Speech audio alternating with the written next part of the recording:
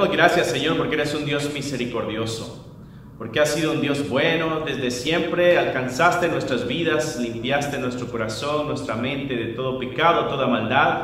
Nos has dado vida eterna, Señor, y el día de hoy podemos escuchar tu voz a través de tu palabra, podemos hablarte a través de la oración. Gracias porque has recibido la alabanza, has recibido los cantos, has recibido todo, mi Dios santo, que ha salido de nuestro corazón con el único deseo de alabarte, exaltarte y glorificarte, Señor. Gracias porque nos amas y porque estás en medio de nosotros. Háblanos el día de hoy una vez más.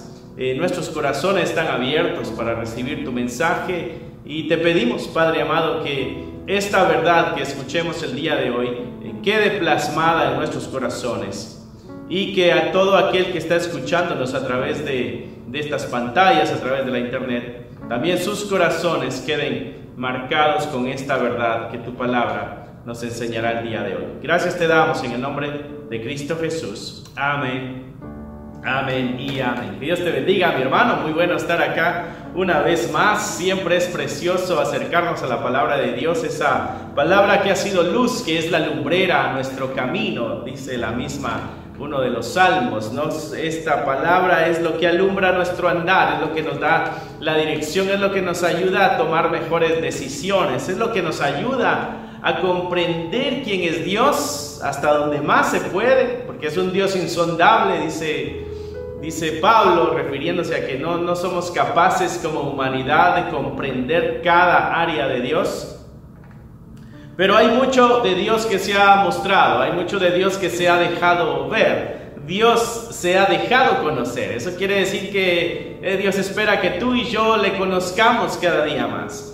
La palabra de Dios nos ayuda a conocer a Dios y nos ayuda a conocernos a nosotros mismos. Siempre que tú te acerques a la palabra de Dios, ve con estos dos pensamientos: ¿quién es Dios? Y quién eres tú como ser humano también. Y te vas a dar cuenta que Dios es bueno y el hombre es pecador. Te vas a dar cuenta de que Dios es perdonador y el hombre puede aprovechar esa misericordia para encontrar el perdón y la restauración de su vida, ¿no? El día de hoy estaremos hablando acerca de la misericordia de Cristo. De acuerdo al diccionario, misericordia es la virtud de sentir lástima o pena por el dolor ajeno, dándole socorro. O sea, no es nada más una emoción o un sentimiento de dolor en cuanto a la situación que alguien más pasa, sino que también moverse a hacer la solución de ese problema, ¿no? Y es lo que Cristo hizo con la humanidad, ¿no? La humanidad está perdida, la humanidad está muerta en delitos y pecados, y Cristo viene y da vida, ¿no? La muerte entró por Adán, la vida entró por Cristo. Así que vemos esta obra de Jesucristo como un acto de su misericordia, como un acto de la misericordia de Dios. Virtud de sentir lástima o pena por el dolor ajeno. Y es una virtud porque no todos tienen la capacidad de ponerse en los zapatos de alguien más y sentir o al menos discernir un poco la situación que está viviendo. Hay gente que tiene un corazón muy duro y no es capaz de sentir el dolor ajeno. Por eso el diccionario dice que es una virtud, pero también le mueve a darle el socorro, ¿no? Para una muestra, Juan 3:17, te lo voy a leer, pero el verso que estaremos tocando el día de hoy es Juan capítulo 8, versos 2 al 11. Una historia que tú y yo hemos leído muchas veces, pero que siempre Dios habla a través de esas lindas historias, ¿no? Juan 3:17, como un pasaje extra, dice: porque no envió Dios a su Hijo al mundo para condenar al mundo, sino para que el mundo sea salvo por él. Ese pasaje dice que Cristo vino al mundo, no vino a condenarlo, sino vino a darle salvación. ¿Por qué? Porque el mundo ya estaba bajo una condena. Ya estábamos lejos de la gloria de Dios. El pecador, dice la Escritura, que ha sido destituido de la gloria de Dios. Ya teníamos una condena encima. ¿Qué vino Jesucristo? Vino a abrir una puerta de oportunidad, de gracia, de amor y de misericordia, para que los que ya teníamos una condena en nuestro nombre pudiéramos salir y encontrar la salvación. ¿La salvación de qué? De esa condena que ya cargábamos nosotros encima, ¿no? Juan 3:17, porque no envió Dios al mundo a su Hijo para condenarlo, sino para que el mundo sea salvo por él.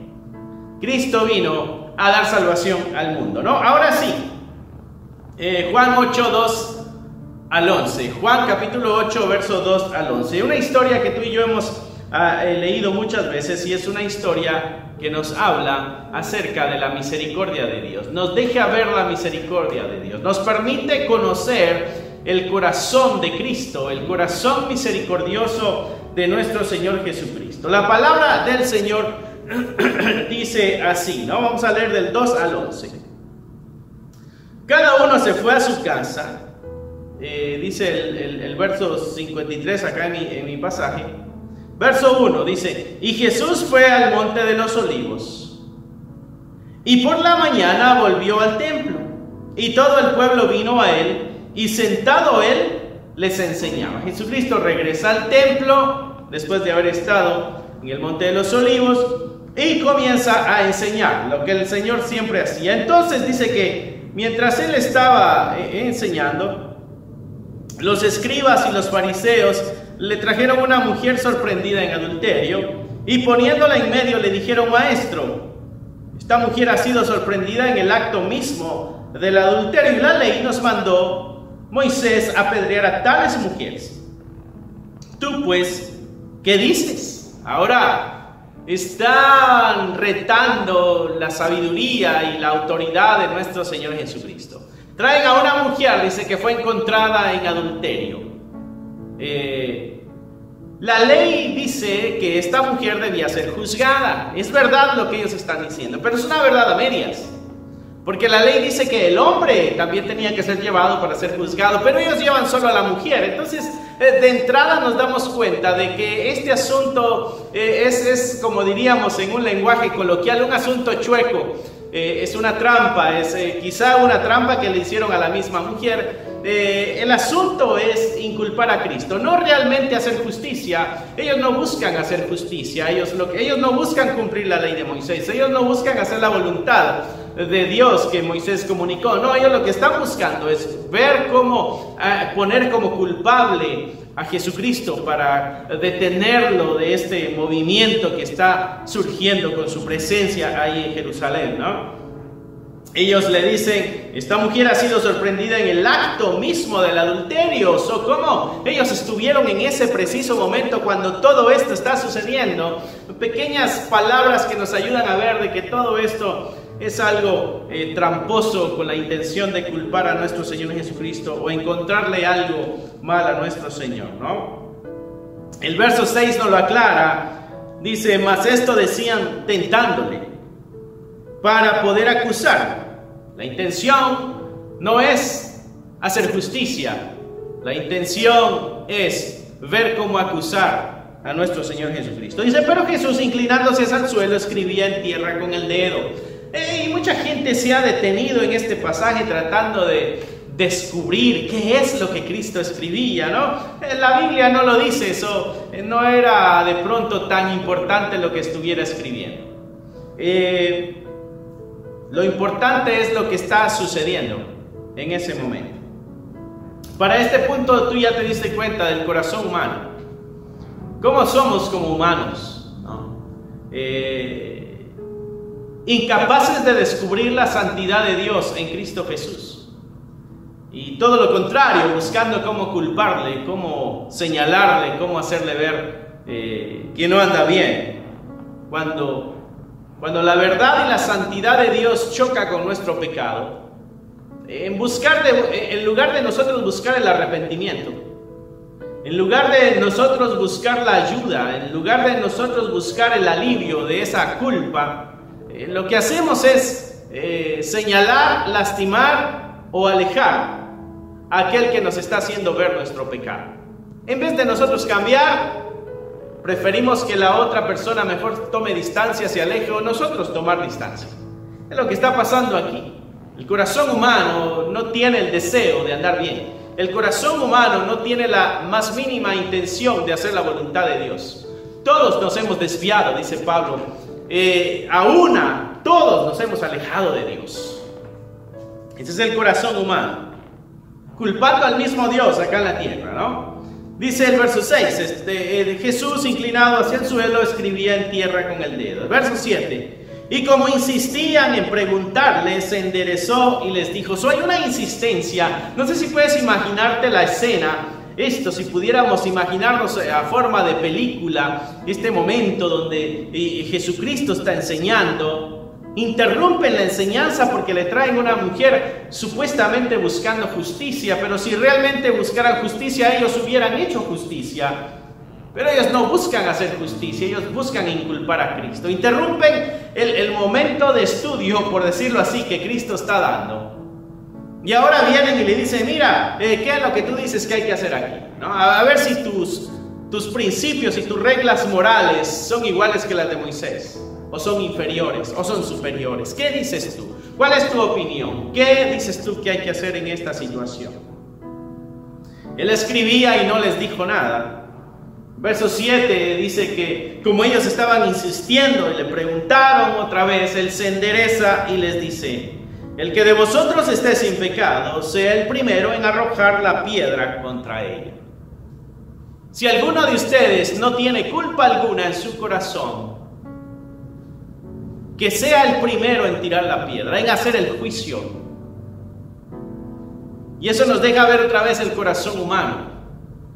El corazón humano es un corazón culpable, es un corazón que ha pecado, es un corazón que no puede decirse a sí mismo, soy inocente. El verso 8 dice que inclinándose de nuevo hacia el suelo, siguió escribiendo en la tierra. Pero ellos, dice al oír esto, acusados por su conciencia, dice que salían uno a uno, comenzando desde los más viejos hasta los más jóvenes, y quedó solo Jesús y la mujer que estaba en medio. Enderezándose Jesús y no viendo a nadie sino a la mujer, le dijo: mujer, ¿dónde están los que te acusaban? ¿Ninguno te condenó? Y ella le dijo: ninguno, Señor. Entonces Jesús le dijo: ni yo te condeno, vete y no peques más. Esa es la misericordia de Cristo en acción. Ese es el corazón humano dejando ver su falsedad, su maldad, su pecado. Y ese es el corazón de Cristo dejando ver su misericordia, su cuidado, su perdón y su atención para con la humanidad. Es algo que tú y yo debemos tener siempre claro en nuestra mente. El corazón humano es pecador, el corazón de Dios es misericordioso. Hay algunos puntos que me gustaría enfatizar en esta historia para que puedan quedar en nuestros corazones el día de hoy. Y el primero es de que la misericordia de Cristo, mi hermano, mi hermana, es mayor que las consecuencias del pecado. Esta mujer está enfrentando la consecuencia de su pecado. Haya sido una trampa o no haya sido una trampa, estaba en el acto del adulterio. Hay una consecuencia. La ley decía que debía morir. La ley decía que debía ser enjuiciada. Y es a donde ella va. Lo que está sucediendo, en cierto sentido, es lo que la ley decía que debía suceder. Y ella era consciente de esta ley. El corazón humano peca a sabiendas, no peca por error. El corazón humano sabe cuando algo está mal o algo está bien. Esta mujer está siendo condenada por la multitud. Pero a la misma vez la multitud está siendo condenada por sus propias conciencias. Cuando Jesucristo les dice: oye, si hay alguno de ustedes que no tenga pecado alguno, que esté tranquilo, que esté limpio de pecado, pues que tire la primera piedra. Y sus conciencias, dice la Escritura, que le condenaron. Interesante cómo el que condena también es condenado.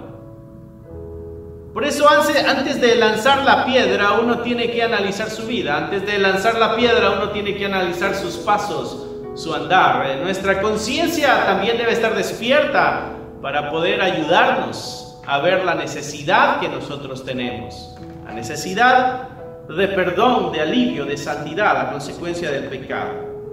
Todo pecado, tarde o temprano, trae consecuencias. No hay ningún acto en la vida que no traiga consecuencias. Si haces algo bueno, van a haber consecuencias buenas. Si haces algo malo, van a haber consecuencias malas. Si andas en lugares malos, por decirlo así, también van a haber consecuencias. Cada acción trae una consecuencia.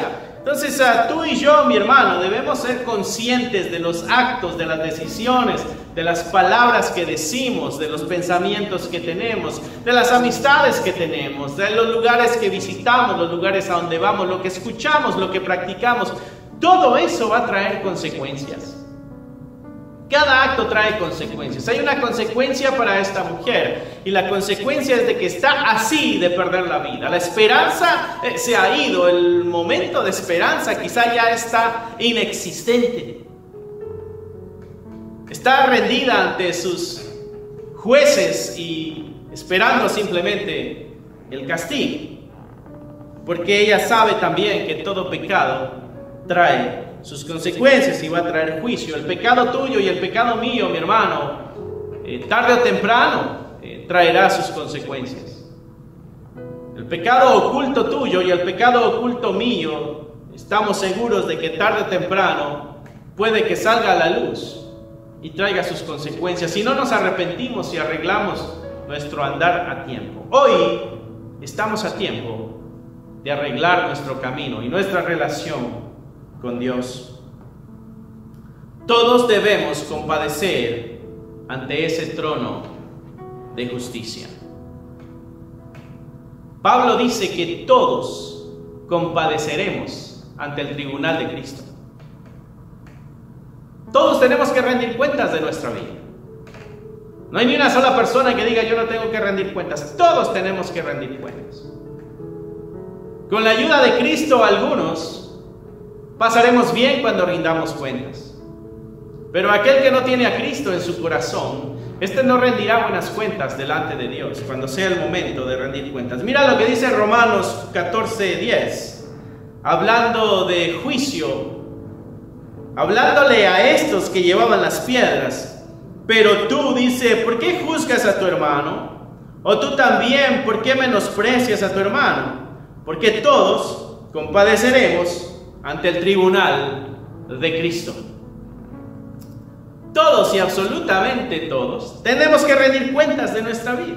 Nunca vamos a poder huir de eso y nunca vamos a poder huir de nuestra conciencia. Estos hombres, a pesar de que en su apariencia eran justos y ellos iban a hacer justicia, cuando son confrontados con la palabra de Cristo, cuando Cristo les dice, si tú eres alguien que está libre de pecado, tira la primera piedra, su conciencia se activa ante la voz del Maestro, ante la voz de Dios, y esa conciencia ahora les dice, eres un pecador.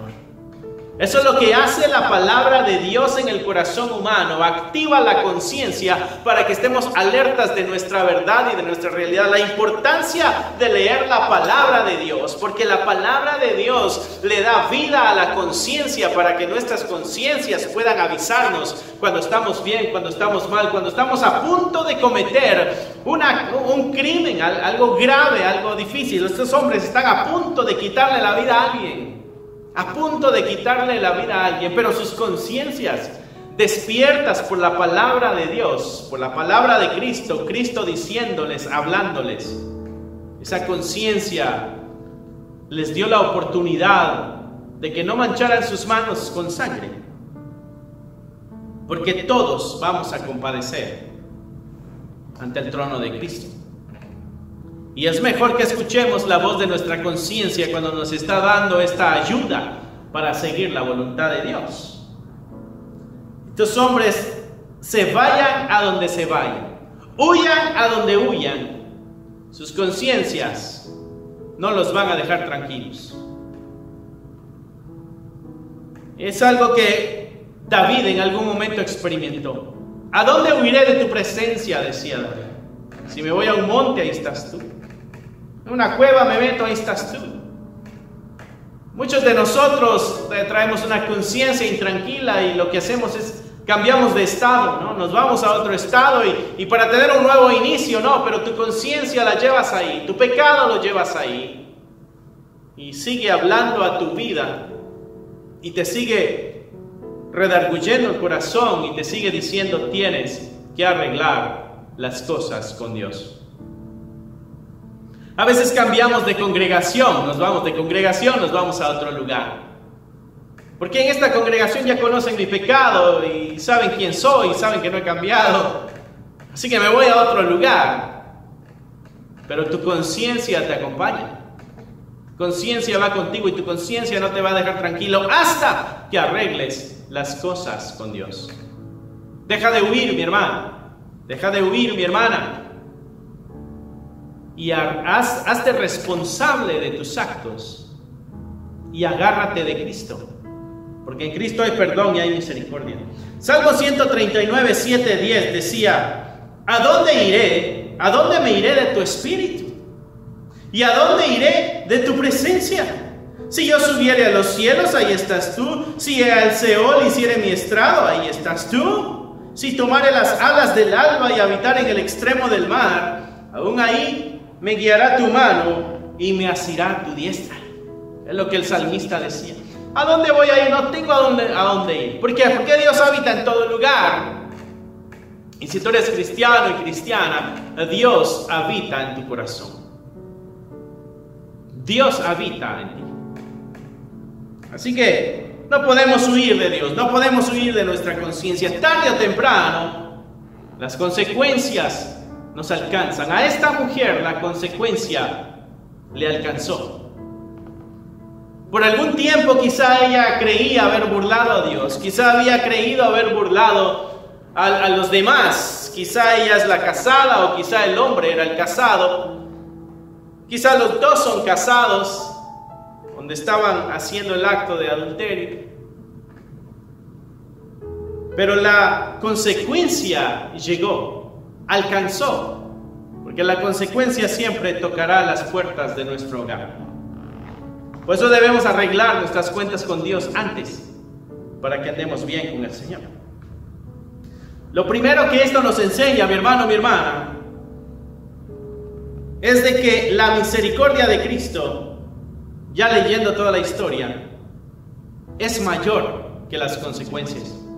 Aun cuando tú recibas la consecuencia de tu pecado, quizá no muerte como esta mujer, pero quizá una enfermedad, quizá cárcel, quizá un matrimonio roto, aún en medio de esa consecuencia, la misericordia de Dios es capaz de cubrirte y fortalecerte para que ese trago amargo tú lo pases con la frente en alto. Recuerda la historia cuando el pueblo de Israel se va a Babilonia y hay algunos profetas falsos que están diciendo: el Señor dice que ya vamos a regresar. Y entonces Dios manda a su profeta y le dice: no, recuérdales que son 70 años los que yo dije que iban a estar aquí y son 70 años los que van a quedarse. Así que ya que van a estar 70 años purgando su consecuencia, ya que van a estar 70 años cargando y enfrentando su consecuencia, yo les aconsejo, dice Dios a través del profeta, que hagan casas, que sus hijos se casen, que sus hijas se casen, que se multipliquen, que no se hagan menos, que se hagan más. Y que oren por la paz de esta nación donde ellos están exiliados.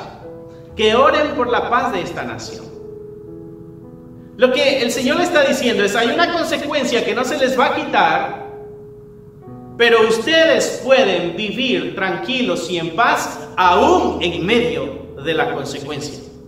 Porque la gracia de Cristo es mayor que la consecuencia. Si la gracia de Dios está contigo, aún en medio de las consecuencias, puedes estar tranquilo y puedes estar seguro, mi hermano, mi hermana. Eso a mí me llenó mucho el corazón. El segundo punto que podemos aprender aquí es de que la misericordia de Cristo es mayor que el pecado. ¿Qué es lo que pasa con esta mujer y su pecado y la misericordia de Cristo? El pecado de ella enfrentando la misericordia de Cristo y el pecado de ella enfrentando la misericordia de la humanidad. La humanidad no tenía ningún gramo de misericordia. Iban con las piedras en las manos, dispuestos a hacer juicio, dispuestos a quitarle la vida a esta mujer. Esa es la misericordia del ser humano. El ser humano somos seres sin misericordia, sin amor. Juan dice que nosotros amamos porque Él nos amó primero. En otras palabras, el ser humano como que carece de amor. En este caso, hablando de ellos, carece de misericordia. No hay pecado tan grande, mi hermano, que no tenga perdón. No importa qué tan grande haya sido el pecado que tú hayas cometido, hay perdón de parte de Dios. El perdón y la consecuencia son cosas diferentes. A veces siempre Dios perdona si tú te arrepientes, pero no siempre quita la consecuencia. Puede que yo vaya y robe y asalte un banco, por ejemplo, y llegue la policía y me lleve preso, y yo vaya con Dios y le pida perdón y le diga que me arrepiento y que me perdone, y Dios me perdona, pero seguiré purgando en la cárcel mi pena. El perdón de Dios y la consecuencia no van de la mano en este caso, de que Dios te perdone y entonces te quita la consecuencia. Escuchaba a esta persona, por ejemplo, de que había tenido una vida promiscua, y en esa vida promiscua se le pegó el SIDA y quedó el enfermo del VIH. Esta persona después se hace cristiana. Le pide perdón a Dios por su vida promiscua, pero la enfermedad la tiene. Y esta persona sabe que no puede casarse, que no puede tener hijos, que no va a poder hacer lo que otras personas comunes, por decirlo así, pudieran hacer, porque él carga una enfermedad que pone en riesgo a otra persona. Dios le perdona, pero la consecuencia la lleva encima. Hay consecuencias que Dios no nos quita. En este caso a ella le quitó la consecuencia. Fue su misericordia tan grande que le quitó la consecuencia. Pero lo que sí sabemos que hizo es de que le quitó el pecado. Porque no hay pecado tan grande que no tenga perdón. La mujer encuentra el perdón de su pecado en Cristo. ¿Cuál es ese pecado, mi hermano, que tú y yo pudiéramos llevar el día de hoy? Piensa en tu vida. Ese pecado que todavía no nos atrevemos a confesarle a Dios. A veces diríamos, no es tan grande, pero si es pecado hay que confesarlo. O quizá diríamos, es un pecado muy grande y no sé si Dios lo perdone. No hay pecado tan grande que Dios no perdone. A veces no nos acercamos a Dios buscando el perdón, porque creemos que somos muy malos, porque creemos que somos extremadamente malos, y a una persona tan mala Dios no la puede perdonar. Y en cierto sentido tienes razón. Somos muy malos, somos extremadamente malos, pero la gracia de Dios es mucho más grande que la maldad del ser humano. La gracia de Dios es mucho mayor que el pecado. La gracia de Dios vino, se presenta ante esta mujer y le trae el perdón. Los escribas y los fariseos también tenían pecado como esta mujer. La falsa religiosidad muchas veces nos impide tener una honestidad con Dios. La falsa religiosidad de estos hombres que venían a hacer juicio les impedía verse a sí mismos como culpables. El peligro de una falsa religiosidad es de que nos haga creer de que andamos bien con Dios. Una falsa religiosidad es aquella que nos dice, tú andas perfectamente con Dios. Una falsa religiosidad es la que nos dice, tú no tienes que arrepentirte de ningún pecado. La falsa religiosidad nos dice, tú andas de la mano de Dios y no tienes nada de qué arrepentirte. Cada día pecamos. Cada día somos infieles. Santiago dice que saber hacer lo bueno y no hacerlo es pecado. No se trata solamente de no hacer cosas malas, sino que sabemos que hay cosas buenas que se deben hacer, y si no las hacemos también es pecado. Ese es el corazón humano.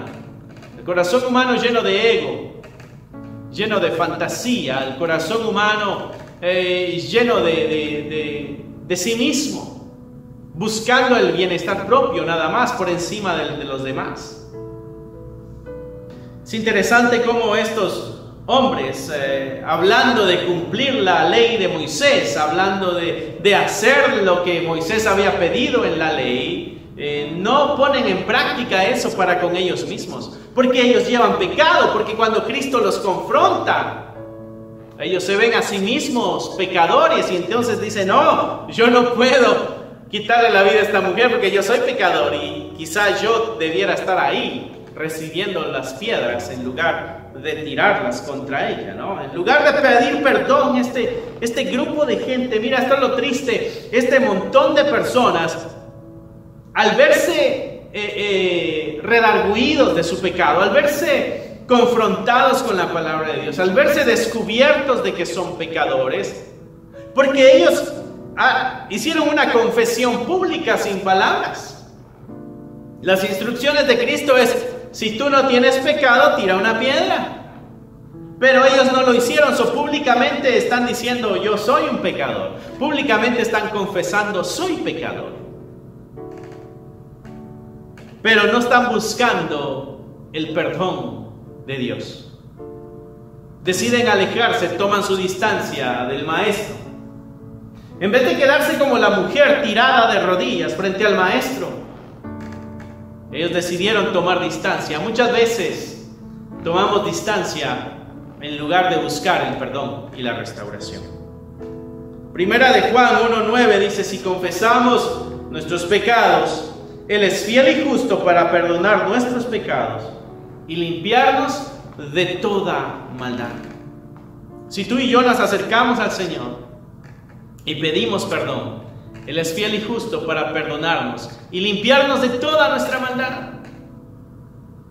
El asunto es no alejarnos de Él. ¿Qué es lo que la multitud hizo? Tomó distancia. ¿Qué es lo que la mujer hizo? Se quedó. ¿Quiénes fueron los perdonados? La que se quedó. Los que se fueron huyendo con una conciencia cargada, buscando alivio, cuando el alivio se encontraba en Jesucristo. Se alejaron de la única fuente de alivio, de sanidad, de perdón. Se alejaron nada más de ahí, en lugar de acercarse y pedir perdón. ¿Qué es lo que van a ir a hacer este grupo de gente ahora? ¿Van a ir a hacer sus rituales de la búsqueda de perdón ahora en otro lugar, en el templo, en el tiempo de la fiesta? ¿Van a esperar a que llegue el día del sacrificio para presentar su pecado? Cuando tienen a Cristo enfrente, el que les puede dar el perdón. ¿Qué pasa en el corazón humano? Cuando somos convencidos de pecado, pero nuestro ego es mucho mayor.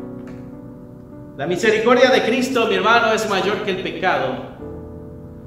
Pero desgraciadamente muchas veces nuestro ego es tan fuerte que nos aleja de esa misericordia del Señor.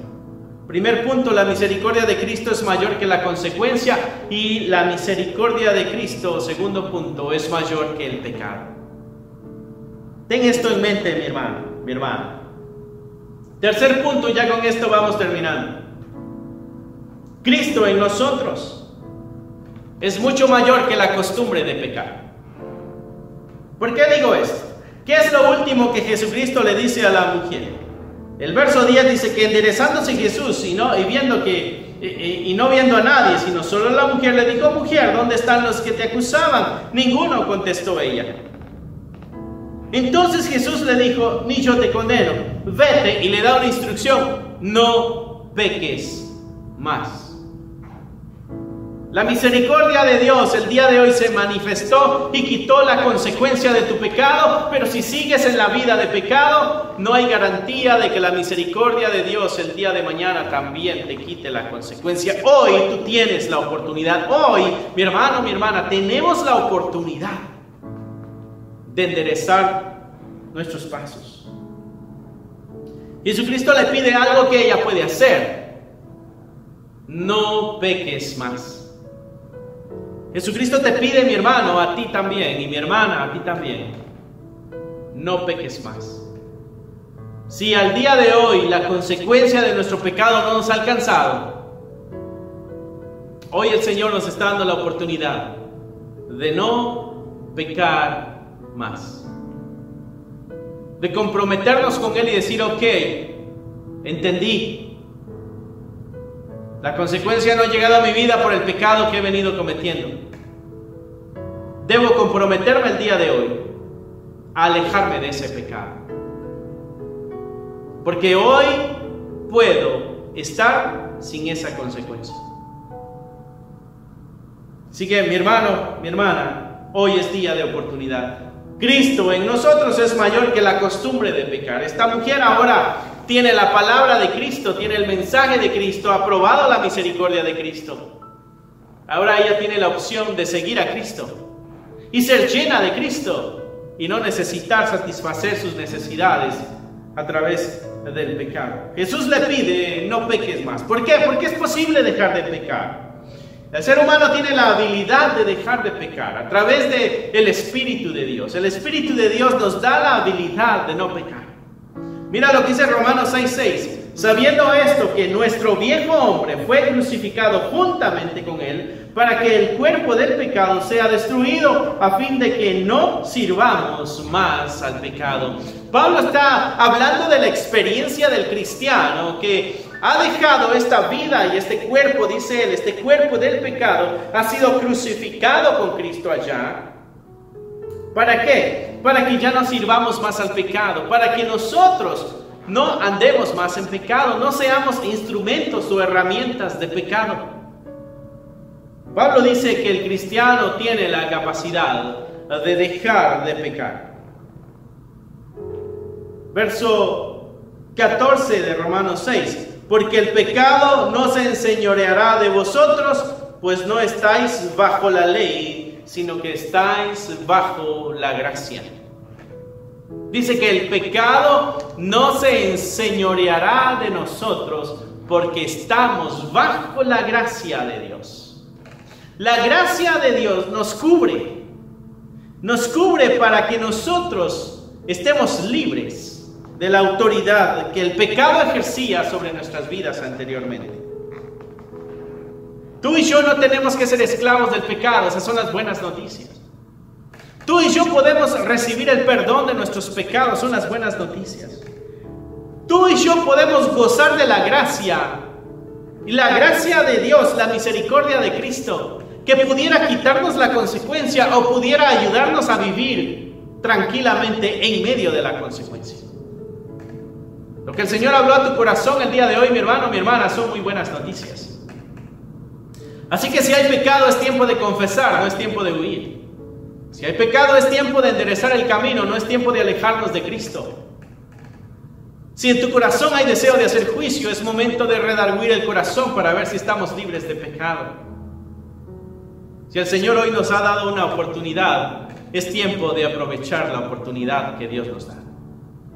Así que mi hermano, mi consejo es de que te agarres de Cristo. Agárrate del Señor lo más fuerte que puedas y no te sueltes de Él. Sigue su camino, sigue su dirección, sigue sus mandatos, la dirección de santidad que pide. Y atrévete a disfrutar una vida libre de pecado. Una vida libre de ataduras. Atrévete a tener un nuevo Señor que se llame Jesucristo. Que Dios te bendiga, mi hermano. Espero que Dios haya hablado a tu corazón el día de hoy.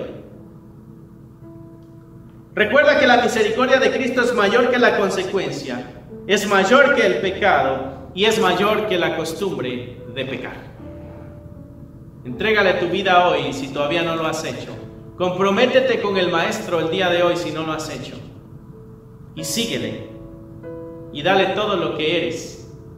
Y verás la persona nueva que Él hará de ti. Vamos a cerrar nuestros ojos ahí donde estamos. Padre, te damos gracias porque en ti hay esperanza.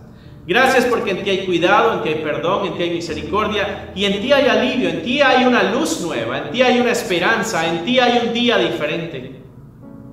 Ayúdanos a rendirnos en totalidad a ti para que tu voluntad, mi Dios, se haga en nosotros. Guarda a cada una de aquellas personas que están viéndonos a través de estas pantallas. Bendíceles, fortaléceles y llénales de vida. Te lo pedimos en el nombre que es sobre todo nombre, en el nombre de Cristo Jesús. Amén, amén y amén. Y un saludo muy especial a mis hermanos y hermanas del Ministerio Cristiano Rescatando lo Perdido, que nos están viendo en casita. Hay muchos que no han podido venir a la congregación. Hay un grupo que nos estamos congregando, pero hay un grupo que no ha podido venir por X o Y razón. Que Dios me los bendiga, que Dios me los guarde Les amamos, les extrañamos y esperamos en Dios que podamos reunirnos como antes, sin miedos, sin tantos cuidados. Podamos darnos esos abrazos que también nos hacen. Y mientras tanto, sigue fortaleciendo tu fe, sigue creciendo en el Señor, sigue leyendo la palabra de Dios, sigue escuchando sus alabanzas, sigue orando, sigue ayunando, sigue tomándote esos tiempos con Dios, para que en estos momentos de crisis y de dificultad, nuestra esperanza se mantenga viva y nuestra fe se mantenga fuerte. Que Dios te bendiga, que Dios te guarde y que tengas una semana llena de bendiciones. Bye.